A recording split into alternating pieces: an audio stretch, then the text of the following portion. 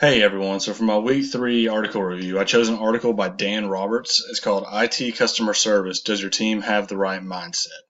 Throughout this article, Dan Roberts is kind of really just talking about how customer service can really interact and change any kind of item that goes on within the company. It's kind of the first line of defense whenever somebody calls with a complaint or concern. So if you can put on a good face and make the right decisions and be the good kind of person, then you're obviously going to really help in the company. I thought this article really related back to chapter 14, which is improving the customer experience and IT perspective. Throughout that chapter, it kind of discusses what you can do to better the customer experience for any kind of customers, giving them prompt service, being extremely courteous to them, kind of giving them anything, going above and beyond anything that they could ever expect. Throughout this article, Roberts gives us 5 ways to develop an IT service mindset. So I'll kind of go through those here as I talk. The first one is know what good service looks like. Good service starts at understanding. It's understanding the problem, understanding that they aren't happy with what has happened more than likely. And Roberts gave us a characteristics of good service. They include sincerity, addressing issues promptly and courteously, working to understand the client's needs, going out of your way to resolve an issue. Basically kind of everything you would think about when trying to be courteous to a customer. You really want to leave a good taste in their mouth, make them want to come back for more because you're giving them a really good idea and really good mindset about the company. Second point, develop a we mindset. Service is a team sport. It's not about an individual. It's not about making yourself look good. It's about making the company look good. And if you can do that, then a customer is obviously going to want to come back for more services, and they're going to obviously want to keep returning to your company to get anything that they can. The third point, learn to love complaints. This is one that I found to be really interesting whenever I was first reading the article.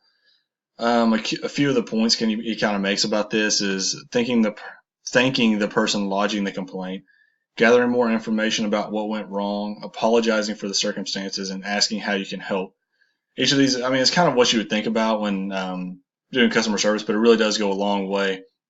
Roberts talks about how complaints are often the main form of communication to a client. So if you can kind of nip it in the bud, whatever their complaint is, and get it taken care of promptly, then they're obviously really going to enjoy that and really enjoy their experience they have with you. Point number 4, make interaction count. Every interaction counts when it comes to providing good service. You never know who you're talking to, what their problem is, how their day's going. So if you can give them a positive interaction and put them in a good mood, then they're obviously really going to enjoy the experience and going to want to come back to you for more. And then 5th and finally is see service as a strategy. A few points that Roberts makes about this is never stop talking about the service, clearly define your service level offerings, engage clients in the culture shift. Each of these I feel like is very important. You really want to let the customer know kind of what's going on. Never stop talking about the service. You obviously want to let them keep going, keep knowing more and more about what you're doing, what the company's doing.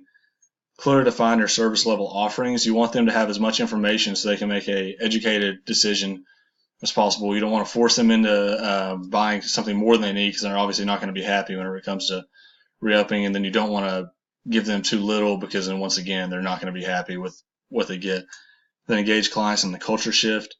You kind of want to let customers know whenever there's going to be any kind of major shift within the company. It says kind of a service strategy will only be successful if your staff sees things through the eyes of the client. Your staff needs to know how the client is thinking, what they're going to be thinking whenever you're interacting with them. So any kind of communication you have with the client works. And thank you guys for listening.